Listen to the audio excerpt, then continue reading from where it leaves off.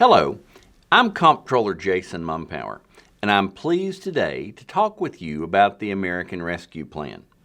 In particular, I'd like to talk about the federal money which is going to be coming back to the state and our local governments. Now, this is a subject that I've talked a lot about over the past year. We have traveled across the state, spending a lot of time talking to local government officials about the American Rescue Plan. We've given over 30 different presentations.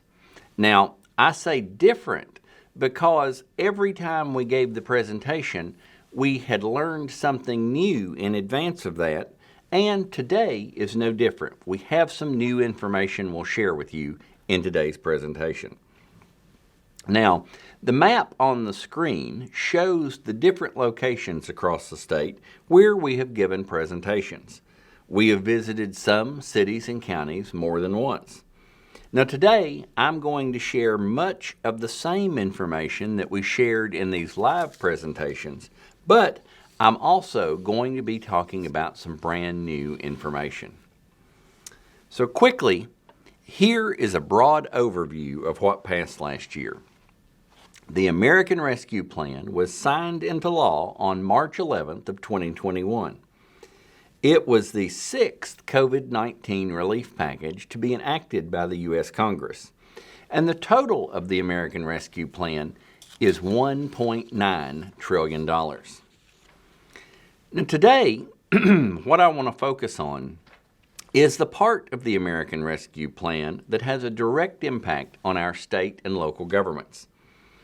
Of the $1.9 trillion, Congress directed that $350 billion of that money be directed towards a plan for coronavirus state and local fiscal recovery funds.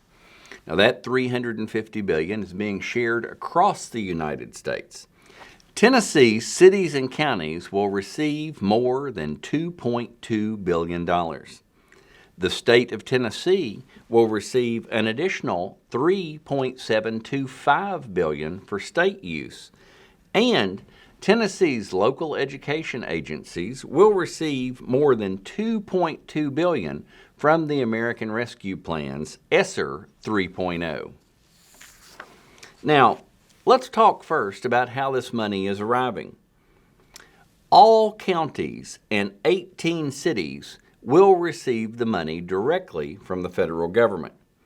The 95 counties and these 18 cities will have to request your funding by using the United States Treasury's request portal. The other 327 cities receive their funding through the State Department of Finance and Administration.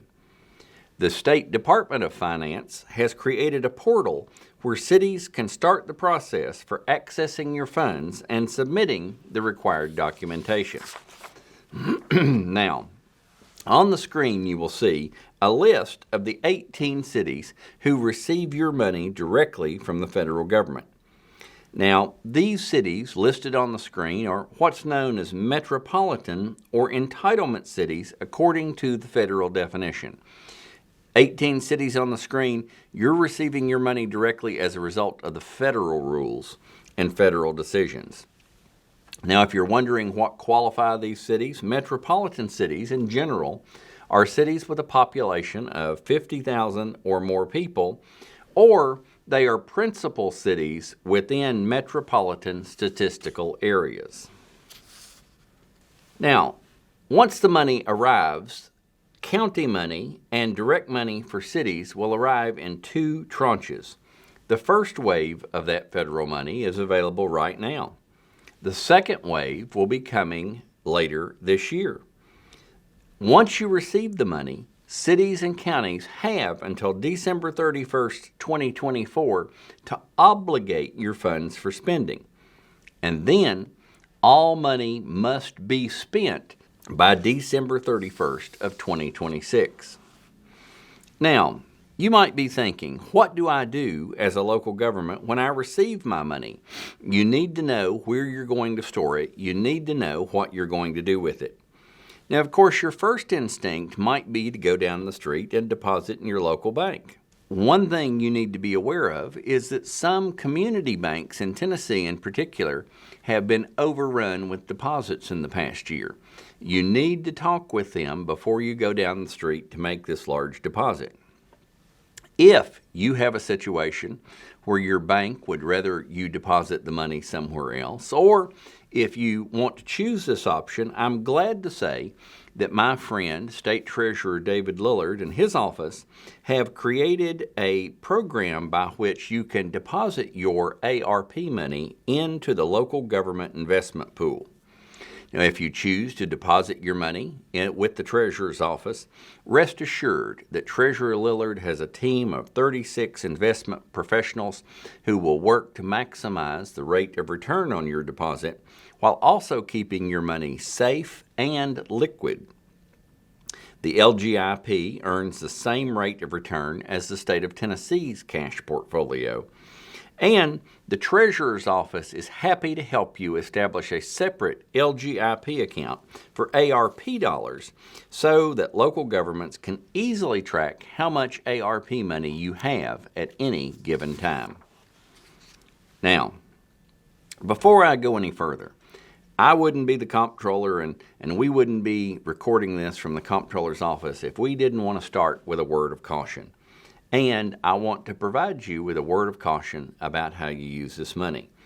Here is what I have said at every presentation I have given. Read with me on the box on the screen right there. Your local government shouldn't spend any of these funds until you are certain that the use of the money will comply with the provisions of the American Rescue Plan. Now, why is it so important that you make sure you're in compliance with the rules? Well, any funds or funds deemed to have been used inappropriately must be returned to the U.S. Treasury. You want to be sure that you use these funds within the rules because if you use them incorrectly, your federal funds are already spent, and then what do you have to return to the federal government? You have your local tax dollars. Nobody wants to return any of this money to the federal government. So please, listen carefully today. Make sure you're in compliance with the rules of the American Rescue Plan. Now, since May of 2021, our primary source of guidance on these funds had been something called the Interim Final Rule. But all that changed on January 6th of 2022 when the U.S. Treasury enacted the Final Rule. The Final Rule was published after the United States Treasury received more than 1,500 comments and suggestions about the Interim Final Rule. Now, here is the good news for you. The Final Rule delivers broader flexibility and greater simplicity, particularly for local governments receiving ARP fiscal recovery funds. So, let's begin with the big change, the headline change coming out of the Final Rule. Treasury has previously said that governments can use this money to replace lost revenue during the pandemic. However, previously, your local government had to show its lost revenue on an aggregate basis during the pandemic using an overcomplicated formula. But now, your government can choose between continuing to use the complicated formula or, and here's the change, here's the big headline, you can opt to take a standard allowance of $10 million. In other words, any state or local government can choose to use up to $10 million of its award for any service that is traditionally provided by government, including construction of public buildings, road maintenance, buying police cars, and general government administration.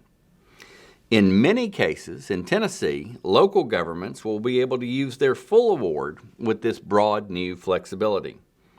In fact, all but about 20 Tennessee cities and 31 counties are receiving less than $10 million in ARP fiscal recovery funds. However, let me say that using your money for general government services is not my preferred choice, and I'll let you know about my favorite option a little bit later. The final rule clarifies other categories for how the fiscal recovery funds can be used. Now, we've already talked about revenue loss, which allows a government great flexibility. But let's also talk about some of the other categories. One, responding to the public health emergency. A few examples of using your money for this purpose can include vaccination programs, medical care, mental health treatment, enforcement of public orders, enhancing healthcare capacity, and providing ventilation improvements. Next, you can use this money to address the negative economic impacts caused by the public health emergency. This includes things like helping impacted households, small businesses, nonprofits, and impacted industries like the tourism, travel, and hospitality industry. Now, Treasury has also clarified that governments can use this money for capital expenditures that support an eligible COVID-19 public health or economic response. For example, recipients can build certain affordable housing. You could build child care facilities, schools, hospitals, and other projects consistent with the final rule requirements. However, other capital projects, such as constructing jails, convention centers, community centers, and stadiums, are not eligible under this category. You can also use the money, and I know many of you have, to provide premium pay for essential workers. Now, these essential workers could include government workers or even private sector workers. All government employees are eligible for premium pay as long as they were performing essential in-person work during the pandemic. The chief executive of each local government in Tennessee, that would be the mayor of our cities or the mayor of our counties, could also designate additional private sector employees as eligible workers. These could include folks like grocery store workers, restaurant workers, truck drivers, child care workers, farm workers. If you choose to use your money to provide premium pay for these essential workers, remember that the premium pay may not exceed $13 an hour above their regular rate, and it cannot be more than $25,000 per worker for the total period. And this is the exciting part. Last but not least, let me talk with you about my personal favorite use for this money. And if anything, it should give you a window into what an exciting guy that I am. You can also use this money to make investments in water, sewer, and broadband infrastructure. This last point is so important that I'm going to take a few minutes and go into it a little bit deeper. You know, if you ask me when I get up in the morning, any day of the week, to look out across the landscape of Tennessee and identify where the greatest financial peril lies, I would tell you 7 days a week it lies underground in our utility infrastructure. Every community in this state, from Mountain City to Memphis, has water lines in the ground and infrastructure in the ground that's 40, 50, 60, 70 years old. This is a life-changing opportunity to make investments in that aging infrastructure. If left unfixed, our aging infrastructure in the ground could present a significant challenge to our local governments in the future. Now, cities, you may want to fund utility improvements in your municipal-owned systems. Counties, you have an opportunity to pass on this money in grant form to utility districts that serve your citizens. You know, the type projects that you're able to use this money for generally align with the wide range of projects that are eligible under the Clean Water or Drinking Water State Revolving Fund list. This could include using the money for stormwater systems if you have that need in your community. The final rule also includes other eligible uses, including culvert repair as well as dam and reservoir rehabilitation. As long as your funds are obligated by December 31st of 2024, the money is able to be used for these projects, even if the project is not complete at that time. As I said earlier, your money must be spent by December 31st of 2026. So right now, you still have a wide window of time where you can work to obligate this money for your utility enhancement and have time to get the project done.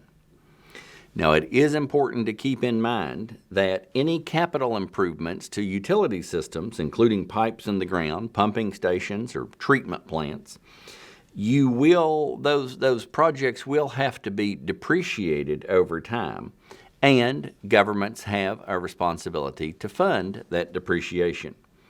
Therefore, your local utilities must be sure that their rates are sufficient to support both the depreciation and the other utility-related costs.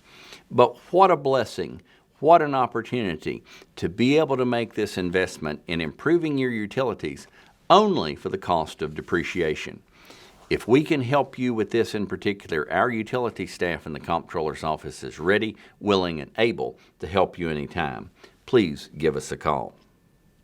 Now let me say, adding to this opportunity, again, an unprecedented, life-changing opportunity.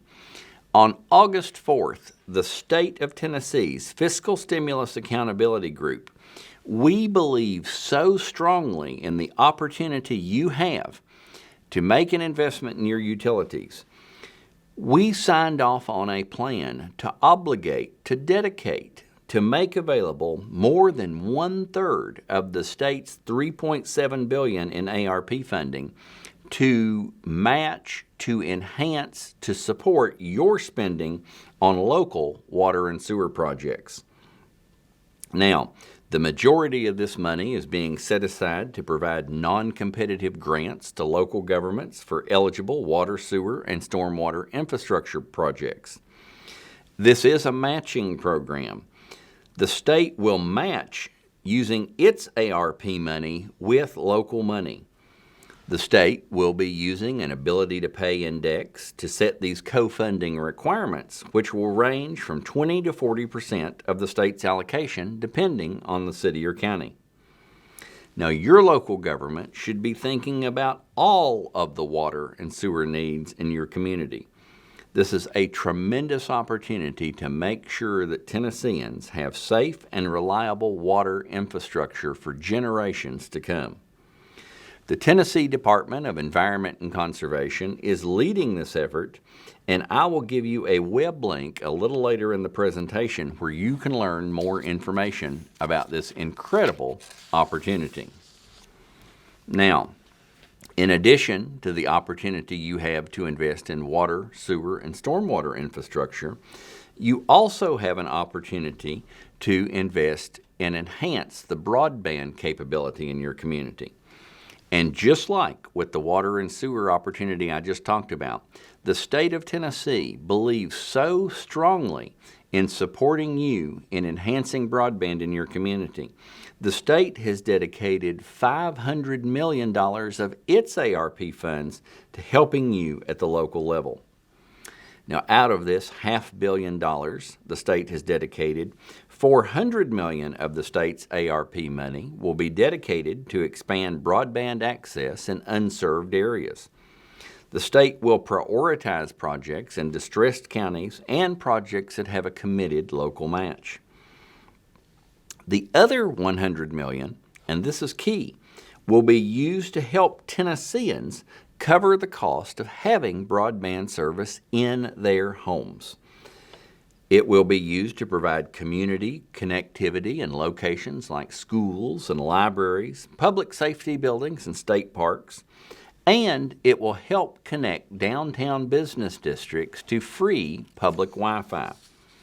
The State Department of Economic and Community Development is managing this program, and again, we'll give you a link to find more information about that later.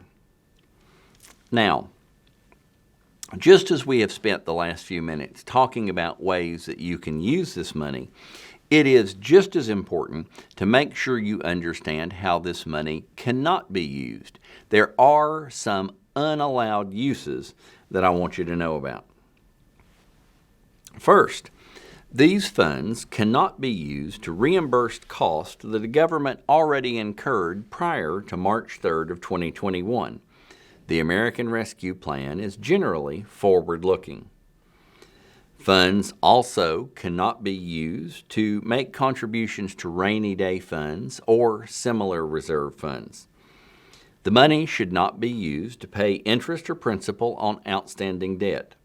Now, this includes long-term debt as well as short-term revenue or tax anticipation notes. And it cannot be used to pay fees or issuance costs related to acquiring new debt. Funds cannot be used to satisfy a settlement agreement, a judgment, or consent decree. However, if the settlement agreement requires the governments to provide services or incur costs that are an eligible use of fiscal recovery funds, the funds may be used for that cost. Finally, the ARP funds cannot be deposited into a pension fund or used to reduce an accrued unfunded liability. Again, remember, these are the federal rules. You want to be sure you remain in compliance with them. I'd like to mention a few of the requirements that we know local governments must follow. First, and I know you know how to do this, you do this every day. First, local governments must maintain adequate internal controls over the spending of these American Rescue Plan funds. You also need to ensure that your local government is meeting periodic reporting requirements. These may include things like interim reports, quarterly project and expenditure reports, and performance reports. Now, it is notable to mention that performance reports will only be required for counties and cities with a population of more than 250,000 residents. And it's important to know and remember this: the funds will be subject to audit, which will be performed by either the Comptroller's office or the Comptroller's designee. Continuing with our requirements, last year we received some new information from the U.S. Treasury regarding compliance and reporting requirements for local governments. They also produced a handy 33-page manual that serves as a helpful resource. Now, this manual includes information about allowable costs, including administrative costs you might incur in spending this money. The manual includes details about subrecipient monitoring, which your government will be responsible for if you choose to pass your money on to another entity. There's also important information about reporting requirements and internal controls. Treasury in this manual also clarified that any interest earned on ARP money can be used by the government for any purpose. This is an important document, and I'll tell you in a few minutes where you can find a link to this resource. It's something you're going to want to download, print, and make sure someone in your local government is very familiar with it. So, let's talk about some best practices, some things you should do and be a part of as you go about handling this money. Now, it is important that all American Rescue Plan funds should be maintained separately from other funds a government entity receives. Expenditures should also be separated from other expenditures. In other words, what I'm saying is that any given time, it is important that your local government knows exactly how much American Rescue Plan money you have received and exactly how much American Rescue Plan money you have spent. It is also important for every local government to keep detailed records of the transactions involving these funds. And remember, the American Rescue Plan money is taxpayer money. We are all federal taxpayers. And so we would urge you to be as transparent as you can with your citizens and the public, and with the reporting on your spending of this money so that people in your community know exactly how their American Rescue Plan taxpayer funds have been spent. The Tennessee Comptroller's Office strongly recommends that these American Rescue Plan funds be used for one-time expenses. After all, this American Rescue Plan money is not going to show up every year. This money is non-recurring. If you start using this money for recurring expenses, at some point the money is going to dry up and you're going to be left in a tight spot. Now, local governments, you should think about every expenditure. For example, you might decide to build a new water plant or upgrade your emergency services, but these items could require additional staffing, maintenance, and eventually replacement. It's important to evaluate and consider all of the cost involved. Finally, and I think this rises above all, we recommend that governments use this money to do the greatest amount of good for the greatest amount of citizens and students in your community. Use this money to do the greatest amount of good for the greatest amount of people. That's something I know you're about every day, and let's especially be about it when using these American Rescue Plan funds. So, with all that being said, here is our advice on how to use these American Rescue Plan funds. First, I recommend that you use these funds to stabilize your communities. Now, I'm not just talking about your government. You might want to dedicate resources to help people and help businesses who are struggling. Second, take time to think strategically before you spend. Now, you should ask yourselves, how can I use this money to do the greatest good for the greatest number of people in my community? You should make sure that you're aware of the state-level American Rescue Plan funds like the water, sewer, and broadband initiatives I mentioned earlier. And local governments, please use this opportunity to bring together government officials, business leaders, nonprofits, neighborhoods, and other stakeholders so that you can strategize about where your needs are the greatest. This is also a chance to work together with your neighbors and consider some regional initiatives, including things like partnering with other cities and counties who are receiving ARP funds. Think big.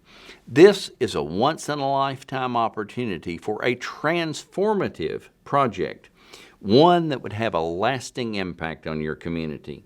View this, as I've said many times, as a once-in-a-lifetime opportunity. Now, I know much of what I've talked about, and I know this much American Rescue Plan money dropping into your community can feel overwhelming. I've given you a lot of information today. Thankfully, we do know that the state of Tennessee is investing some of its ARP money to support local governments. Last year, in late 2021, the state offered 10 weeks of training and education to help local governments learn more about eligible expenditures, federal grant management, and reporting requirements for these dollars. The state is supporting local planning by providing a template to help local leaders maximize your funds in a deliberative manner. And finally, I'm pleased to share that the state is giving local governments an opportunity, and this is something you want to take advantage of. The state is giving you an opportunity to submit an annual plan that outlines how you intend to use your ARP money. The state's contractor will then review the plan for risk and communicate those potential risks to you for remedy or action. Those annual plans will be made publicly available so that you can see how other cities and counties across the state are using their money. May give you some good ideas. Now, as we're talking today, there are still some unknowns. As with any federal program, it is possible that further changes could be coming.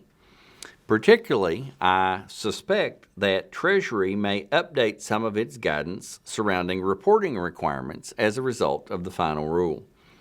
The Tennessee's Comptroller's Office will continue to work closely with local governments and your associated membership groups to provide more information as it becomes available. Now, this is something you're going to want to pay attention to. I've talked to you before about making links available to you. Well, you can find much more information about these American Rescue Plans funding by visiting this page on the Comptroller's website. Please visit tncot.cc/COVID to find memos issued by our office, as well as the federal guidance that has been issued by the U.S. Treasury. At this website, you will also find links to the Compliance and Reporting Guidance Manual that Treasury put out, and you'll find a link to the Department of Finance and Administration site with more information about how the funds are being distributed to the 327 cities, and information about the Local Government Technical Assistance Program. You'll also find links to the Department of Environment's program and the Department of Economic and Community Development program, which will support water, sewer, and broadband investments. So be sure, bookmark this website, check it frequently for updates. In addition to that, just for you, we have created an email address and a phone number where if you're involved with any local government, we want to help you. We want to help you use this money wisely. We want to make sure you're staying in compliance with the rules. If you have any questions about the American Rescue Plan funds, please reach out to us by emailing them to arp@cot.tn.gov, or you can call us 615-401-7841. And remember, as I often say, it's always better to call the Comptroller before the Comptroller calls you. So please take advantage of these tools we have given you to make sure you understand the rules and provisions of the American Rescue Plan so that you can do the greatest good for the greatest number of people in your community. Thank you very much for spending some time with me today to review these provisions of the American Rescue Plan. We have a once-in-a-lifetime opportunity to make transformative changes in our communities all across Tennessee. Please take advantage of it, follow the rules, do the greatest good you can do for the greatest number of people. Thank you very much.